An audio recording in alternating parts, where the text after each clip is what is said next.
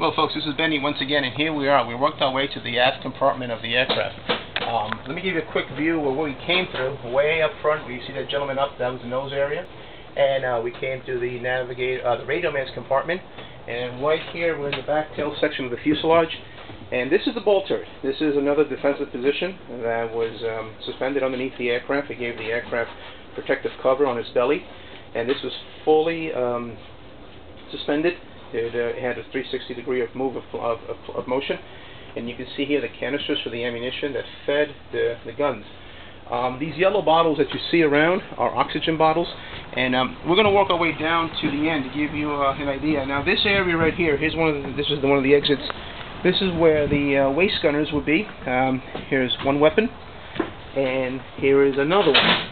And if you notice, they're off-centered. Reason being that way, when the arc of the weapon will come around, neither of the gunners will bump into each other.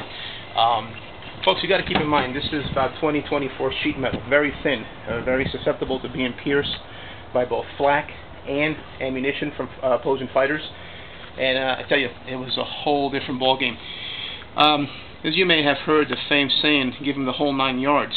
We were told that that verbiage, the whole 9 yards, came exactly from these ammunition belts. The ammunition belts that fed these 50 caliber machine guns in length were a total of 9 yards, hence the saying, give them the whole 9 yards, came from about. Right here we'll walk down, and you can see the strut in the back for the tail wheel, and behind that canvas wall is the tail gunner's position, which was one of the most loneliest positions in the crew. We're going to duck down here to give you an idea of the fuselage looking forward. Like I said, the aircraft in itself will be manned by 2 people here, the ball gunner and the tail gunner in the back. So here it gives you a nice idea of the fuselage in itself, and these windows actually, well, not in flight, were removed.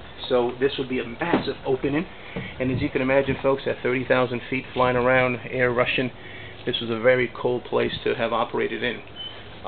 We hope you have enjoyed these videos, and once again, folks, Collings Foundation has done an exceptional job with these airplanes. We're glad that we could bring them to you today. We're going to have the pleasure of going over and seeing the B-24. Once again, the only J model still flying, which is painted up in the European colors of the 8th Air Force. So, hope you enjoyed the tour. We're going to give you an external view of the aircraft. So once again, folks, this is Benny with the 94th Aeroclaims Aviation Consulting Group here at Miami Airport with the Wings for Freedom Tour with the Collings Foundation. Bye-bye.